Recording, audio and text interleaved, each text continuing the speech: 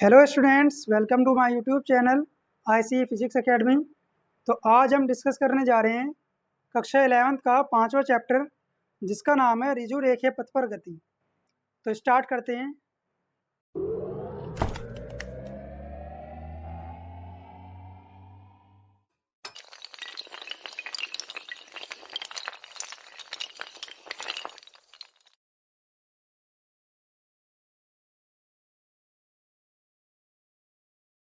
इसका सबसे पहला टॉपिक आता है मूल बिंदु। आखिर क्या होता है? वह बिंदु जहाँ से हम किसी वस्तु की स्थिति को नापते हैं उसे मूल बिंदु कहते हैं। ठीक है, ये जो बिंदु दिखाई दे रहा है आपको ओ, यहाँ से हम इस वस्तु की स्थिति को नाप रहे हैं। ये वस्तु यहाँ से इस तरफ चल रही है, तो इस वस्तु की स्थिति को हम नाप रहे हैं यहाँ से, तो ये कहलाएगा इसका मूल बिंदु। वह बिंदु जहाँ से हम किसी की स्थिति को नापते हैं उसे कहते हैं मूल बिंदु।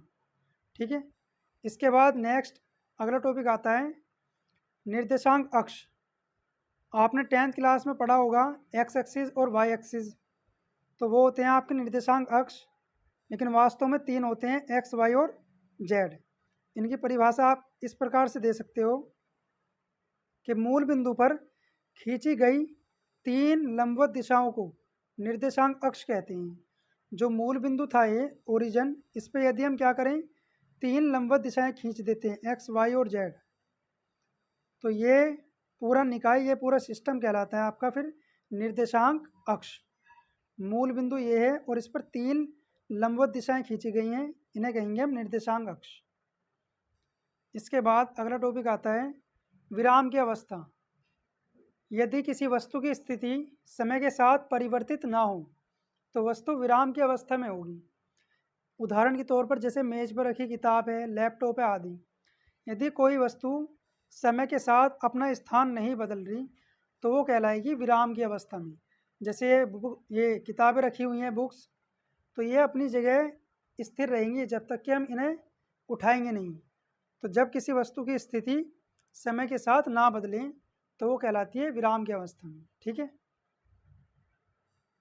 इसके बाद अगला टॉपिक है इसका गति की अवस्था।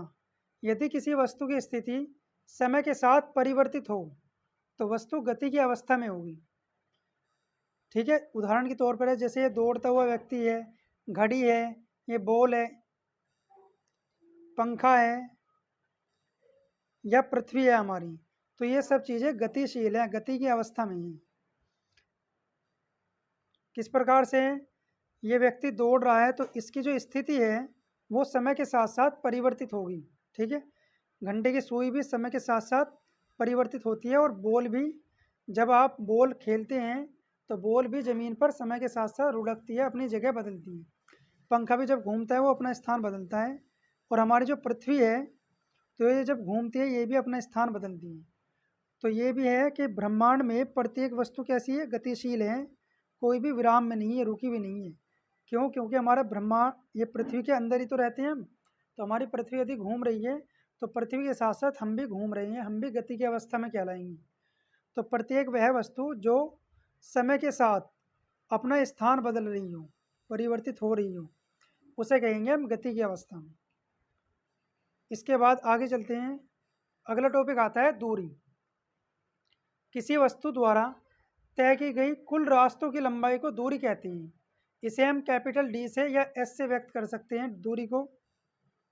जो टोटल रास्ते तय किए जाते हैं उन्हें कहते हैं हम दूरी। डिस्टेंस बराबर होता है टोटल पाथ कवर्ड। जो टोटल रास्ते तय करे गए हैं उन सबको यदि हम जोड़ देते हैं तो निकल जाती है उस वस्तु की दूरी। दूरी हमेशा धनात्मक होती है।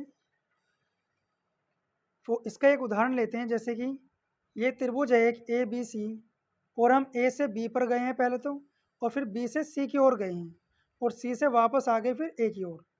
मान लीजिए ए से बी तक की जो दूरी है हमारी वो 2 सेंटीमीटर है, बी से सी तक की दूरी जो वो 4 सेंटीमीटर है, और सी से ए तक की दूरी है वो 3 सेंटीमीटर है। तो यदि हम इसकी दूरी निकालते हैं टोटल, तो कुल दूरी बराबर आएगा ए से बी तक की दूरी जो हमने तय करी है, बी से सी तक की, और सी से ए तक की दूरी। टोटल हमने रास्ते तय करे हैं उन सबको क्या करेंगे हम? जोड़ देंगे। इसकी परिभाषा के अकॉर्डिंग कि किसी वस्तु द्वारा तय किए गए कुल रास्तों की लंबाई को दूरी कहते हैं। जो टोटल रास्ते हमने तय करे हैं उन सबको जोड़ देते हैं। तो ए से बी तक की जो दूरी थी वो हमारी 2 सेंटीमीटर थी, बी से सी तक की 4 सेंटीमीटर और सी से ए तक की 3 सेंटीमीटर। तो इन सबको जब हम ऐड कर देंगे तो फाइनली हमारा आंसर आ जाएगा 9 सेंटीमीटर। ठीक है, तो दूरी कैसे निकालनी है हमें, जो भी रास्ते जो भी पाथ हमें दिए जाएंगे उन सबको क्या करना पड़ेगा, हमें ऐड करना पड़ेगा, जोड़ना पड़ेगा, तो उस वस्तु की निकल जाएगी आपकी दूरी। इसके बाद आगे चलते हैं। अगला टॉपिक है विस्थापन। किसी वस्तु की प्रारंभिक स्थिति और अंतिम स्थिति के बीच की न्यूनतम दूरी को विस्थापन कहते हैं। कोई इसका उदाहरण है, जैसे कि व्यक्ति स्टार्ट करता है चलना, स्टार्टिंग पॉइंट इसका ये है नीला जो दिखाई दे रहा है आपको, और एंड पॉइंट है इसका ये जो रेड दिखाई दे रहा है। तो विस्थापन होगा इसका जो प्रारंभिक स्थिति है और अंतिम स्थिति जो है इसके बीच की जो कम से कम दूरी होगी ये कहलाएगा इसका विस्थापन। ये स्टार्टिंग पॉइंट है इसका और ये लास्ट वाला ये इसका एंड पॉइंट है। ठीक है, तो इसकी दूरी तो कहलाएगी ये जो टोटल रास्ते तय कर रहा है, लेकिन जो विस्थापन होगा वो स्टार्टिंग का पॉइंट और आखिरी के पॉइंट के बीच की कम से कम दूरी जो है ये वाली, ये कहलाएगी इसकी विस्थापन।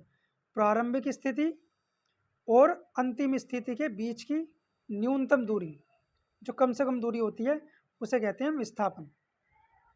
ठीक है, जैसे कि हम इसे याद रखना आपको, विस्थापन धनात्मक, ऋणात्मक और जीरो भी हो सकता है विस्थापन का मान। उदाहरण है इसका, जैसे कि हम ए से चलना शुरू करते हैं, ए से बी की ओर चलते हैं, फिर सी की ओर, फिर डी की ओर और वापस आ जाते हैं ए पर। तो जो टोटल विस्थापन होगा वो आएगा आपका यहाँ 0, क्योंकि हम जहाँ से चलना हमने स्टार्ट करा था हम वापस वहीं पर आ गए हैं। विस्थापन होता है प्रारंभिक स्थिति और अंतिम स्थिति। तो हम यहाँ से चलना शुरू करा था, हमने ए से बी की तरफ गए थे पहले, तो फिर सी की तरफ गए हैं, फिर डी की तरफ और वापस आ गए ए की ओर। तो जहाँ से हम चले थे वहीं आ गए हैं। तो परिभाषा कहती है प्रारंभिक स्थिति और अंतिम स्थिति के बीच की कम से कम दूरी जो होती है, कम से कम न्यूनतम दूरी, उसे कहते हैं विस्थापन। तो स्टार्टिंग पॉइंट भी और आखिरी का बिंदु भी एक ही बिंदु पर मिल रहा है, तो यहाँ जो विस्थापन आएगा वो आएगा इसका ए बी सी डी का जो विस्थापन होगा वो होगा 0। तो विस्थापन का मान याद रखना धनात्मक, ऋणात्मक और 0 भी हो सकता है। ठीक है, इसके बाद आगे चलते हैं। दूरी हमेशा या तो बड़ी होगी या बराबर हो सकती है विस्थापन की, कभी भी विस्थापन से दूरी छोटी नहीं होती। इसका उदाहरण है, जैसे कि एक व्यक्ति है जो साइकिल चला रहा है। ठीक है, एक लड़का है जो साइकिल चला रहा है, वो बिंदु ए से बी की ओर चलता है, अपने घर जा रहा है वो यहाँ पर। ठीक है, बी से फिर गया वो इस पेड़ की ओर, सी की ओर। तो इसकी यदि हम दूरी निकालते हैं तो दूरी निकालने के लिए क्या करेंगे, हम टोटल जो रास्ते इसने तय करे उन्हें ऐड कर देंगे। ए से बी तक की जो दूरी है वो 4 सेंटीमीटर है, बी से सी तक की दूरी हमारी 3 सेंटीमीटर है। तो टोटल जो दूरी आ जाएगी वो आ जाएगी 7 सेंटीमीटर। ठीक है, और इसका अब निकालते हैं विस्थापन। विस्थापन होता है स्टार्टिंग का पॉइंट और लास्ट का पॉइंट। तो स्टार्टिंग पॉइंट इसका ए है और लास्ट का पॉइंट है सी। ए से सी तक की दूरी दे रखी है हमें 5 सेंटीमीटर, तो इसका विस्थापन आएगा 5। तो यहाँ से हमें दिखाई दे रहा है कि दूरी बड़ी है किससे, विस्थापन से। दूरी हमारी 7 मीटर आई है और विस्थापन आया है 5 मीटर। ठीक है, ये बराबर कब हो सकते हैं, जैसे कि ये बी से सी तक की दूरी 5 मीटर है, तो यहाँ पे आपको दिख रहा होगा ये जो दूरी है यहाँ से यहाँ तक की ये भी 5 मीटर है, और विस्थापन जो स्टार्टिंग पॉइंट और लास्ट का जो पॉइंट है इसके बीच की दूरी भी कम से कम 5 ही है। तो यहाँ दूरी भी और विस्थापन भी दोनों क्या है, 5 हैं, तो यहाँ पे ये बराबर होंगे। तो दूरी या तो हमेशा बड़ी होगी विस्थापन से या बराबर हो सकती है, कभी भी इससे छोटी नहीं होगी। इसके बाद आगे चलते हैं। अगला टॉपिक आता है स्पीड यानी कि चाल। किसी वस्तु द्वारा तय की गई दूरी और दूरी तय करने में लगे समय के अनुपात को वस्तु की चाल कहते हैं। चाल को हम कैपिटल एस से दिखाते हैं। जो किसी वस्तु द्वारा तय की गई दूरी है, जो रास्ता उसने तय करा है वो, और उस रास्ते को तय करने में लगा समय, यदि हम इन्हें क्या कर देते हैं, भाग कर देते हैं, तो निकल जाएगी उस वस्तु की चाल। जैसे कि फॉर एग्जांपल ये कार है, तो कार घर से चलना शुरू करती है और पहुंचती है स्कूल। ठीक है, तो परिभाषा कहती है तय की गई जो दूरी है, तो दूरी यहाँ से यहाँ तक की है आपकी 8 किलोमीटर, और दूरी तय करने में जो लगा समय है, समय लगा है इसे 15 मिनट का अनुपात। अनुपात का मतलब इन्हें भाग कर देते हैं यदि हम, तो निकल जाएगी इस कार की चाल आ जाएगी निकल के कि ये कार कितनी स्पीड से कितनी चाल से चल रही है। ठीक है, चाल बराबर क्या हुआ फिर दूरी बटे समय। दूरी को दिखाते थे हम डी से और समय को दिखाते हैं एस से। तो ये एस बराबर बना आपका डी अपॉन टी। इसका मात्रक होता है मीटर बटे सेकंड या सेंटीमीटर बटे सेकंड। दूरी को नापते हैं मीटर में और समय को सेकंड में, तो मीटर बटे सेकंड SI यूनिट में इसका मात्रक है। इसकी विमा होगी LT-1। ठीक है, चाल एक अदिश राशि है। अदिश राशि या सदिश राशि, ये वाली वीडियो मेरे यूट्यूब चैनल पर पड़ी हुई है, यदि आपने ना देखी हो तो उसे ज़रूर देखें ताकि आपको ये पता लग जाए कि अदिश राशि या सदिश राशि आखिर होती क्या है। और चाल हमेशा धनात्मक होती है।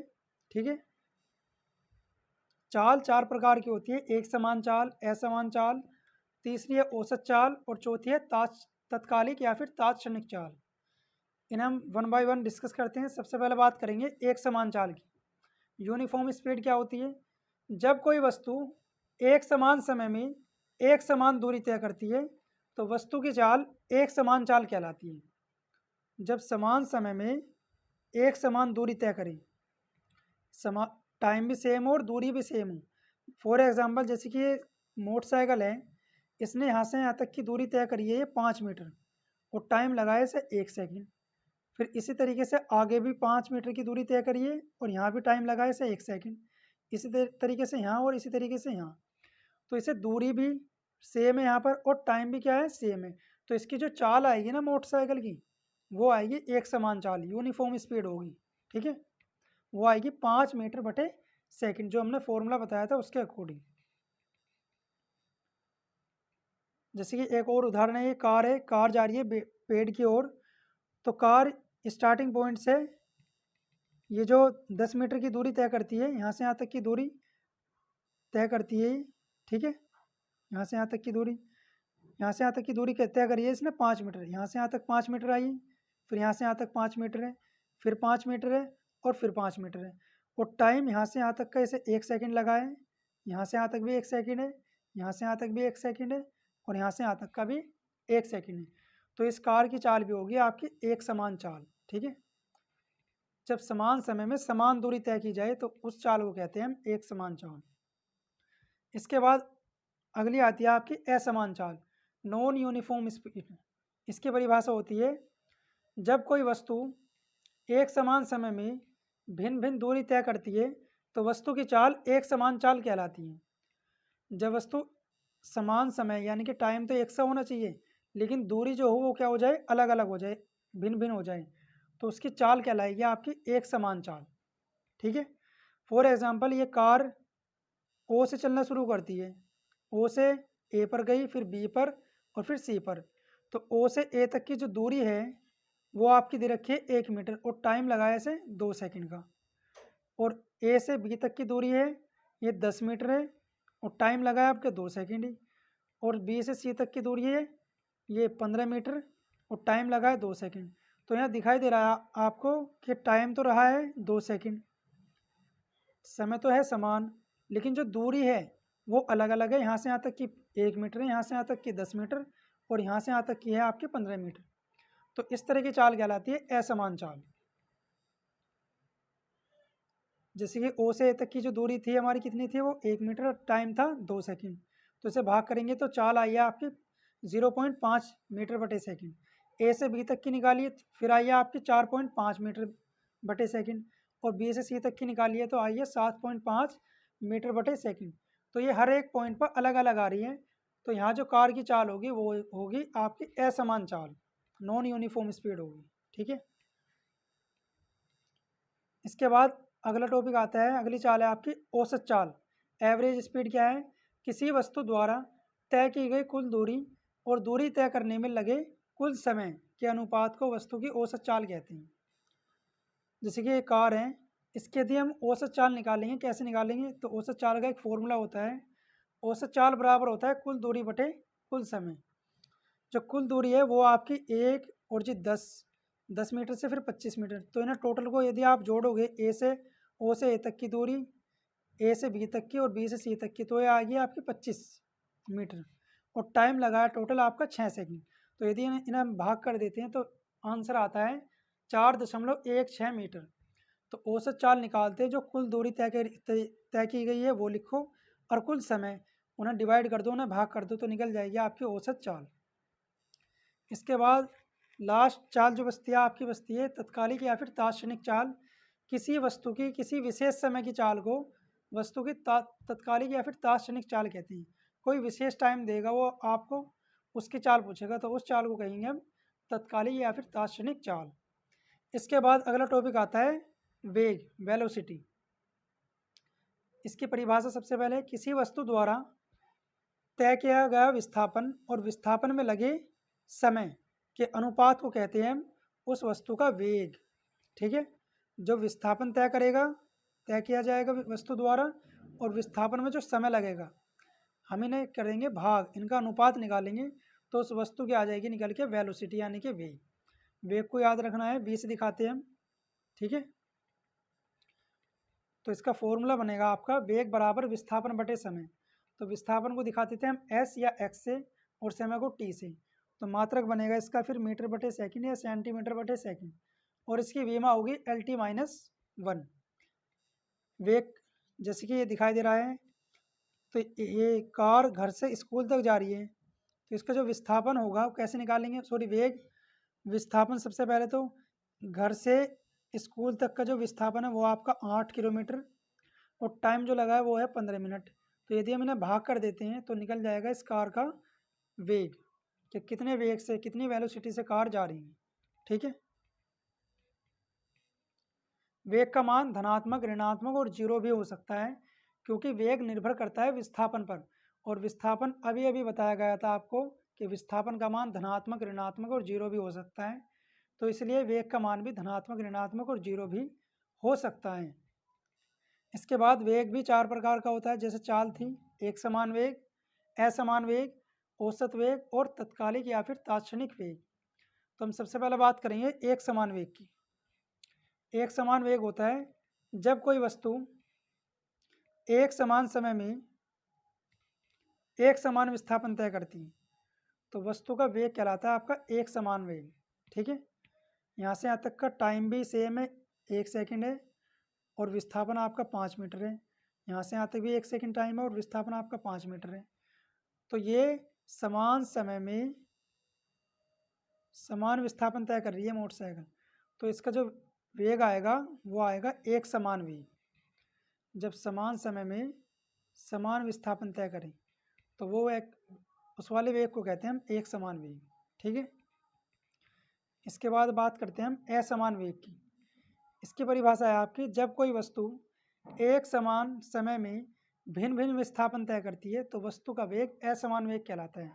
यानी कि टाइम तो रहेगा सेम, लेकिन जो विस्थापन है वो अलग अलग हो जाएगा, तो उसे कहेंगे हम असमान वेग। जैसे उदाहरण के तौर पे ये कार है, ओ से ए तक चली है, इसका विस्थापन है 1 मीटर, ए से बी तक गई है, विस्थापन है 10 मीटर, और बी से सी तक गई है, विस्थापन है आपका 25 मीटर। ठीक है, और टाइम सेम है, यहाँ भी 2 सेकंड है और यहाँ भी 2 सेकंड है, और लास्ट में भी 2 सेकंड है। तो टाइम तो सेम है, लेकिन जो विस्थापन है इनके बीच की जो दूरी है, विस्थापन, वो अलग अलग है। तो इस कार का जो वेग होगा वो होगा आपका असमान वेग। इसके बाद तीसरे नंबर पर आता है औसत वेग।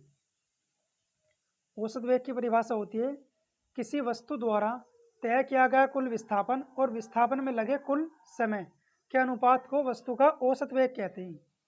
औसत वेग का भी फॉर्मूला होता है आपका कुल विस्थापन बटे कुल समय। इस कार का यदि हम कुल विस्थापन निकालते हैं तो वो आएगा आपका 25 मीटर, और टोटल जो टाइम आएगा वो आएगा 6 सेकंड। तो इन्हें यदि हम भाग करेंगे तो इसका औसत वेग आ जाएगा 4.16 मीटर बटे सेकंड। ये इस कार का औसत वेग है। इसके बाद चौथे नंबर पर बचता है आपका तत्कालिक या फिर तात्क्षणिक वेग। इसकी परिभाषा होती है, किसी वस्तु के किसी विशेष समय के वेग को वस्तु का तात्क्षणिक या तत्कालिक वेग कहते हैं। विशेष समय दिया जाएगा, जैसे ये कार जा रही है घर से स्कूल तक और इसे टाइम लगा है टोटल 15 मिनट, लेकिन वो आपसे पूछेगा किसी विशेष टाइम पे इसका वेग बताओ। उदाहरण के तौर पर जैसे कि टी बराबर दे देगा, वो 2 सेकंड पर बताओ इसका वेग कितना था, कार की स्पीड कितनी थी, सॉरी वेलोसिटी कितनी थी 2 सेकंड पर। तो इसके लिए क्या करेंगे, इसके लिए एक फॉर्मूला है, v बराबर D S upon D T लिख सकते हैं या D x upon D T. ये डी है, डी और डी टी, ये होता है आपका अवकलन गुणांक। गणित का एक टॉपिक होता है अवकलन, उसका सूत्र यहाँ पर आप इस्तेमाल करोगे, ठीक है। इसका एक उदाहरण लेते हैं, तब ये अच्छे से समझ में आएगा आपको। उदाहरण है, किसी वस्तु का विस्थापन समीकरण दिया गया है आपको, x बराबर 2t² + 5t - 8 मीटर है, तो t बराबर 3 सेकंड पे वस्तु का वेग ज्ञात करो। तो यहाँ विशेष टाइम दिया है, 3 सेकंड पे पूछ रहा है वस्तु का वेग। तो इसके लिए सॉल्यूशन में सबसे पहले लिखेंगे हम जो वैल्यू हमें दी गई है। हमें विस्थापन का समीकरण दे रखा है x बराबर 2t² + 5t - 8। तो लिखेंगे दोनों पक्षों का t के सापेक्ष अवकलन करने पर। याद रखना मैथ में अवकलन का एक फॉर्मूला होता है कि यदि x की पावर n है ये, ठीक, और इसका आपको करना है अवकलन, तो अवकलन का सूत्र होता है, ये जो पावर लिखी हुई है x के ऊपर, इस पावर को लिखो पहले और एक पावर इसमें से कम कर देते हैं, ये इसका सूत्र है अवकलन का। ये सूत्र हम इस्तेमाल करेंगे इस समीकरण में, ये जो विस्थापन हमें समीकरण दे रखी है, ठीक है। तो सबसे पहले करते हैं इसका t के सापेक्ष दोनों पक्षों का अवकलन करते हैं। तो dx अपॉन dt, जिसका हम अवकलन करते हैं सिर्फ वही आता है d के आगे, तो d के आगे सिर्फ t आएगा। ये जो 2 था ये हम स्टार्टिंग में लिख देंगे, यानी कि ये जो d और dt है इसे हम 2 के t के बीच में लिखेंगे, इन दोनों के बीच में। जिसका हमें अवकलन करना होता है वो ही आना चाहिए सिर्फ d और dt के सामने, ठीक है। यहाँ 5 था तो 5 पहले लिख दिया और t बाद में। 8 के साथ t नहीं था तो इसकी वैल्यू हो जाएगी 0, ठीक है। अब करते हैं जी इनका अवकलन।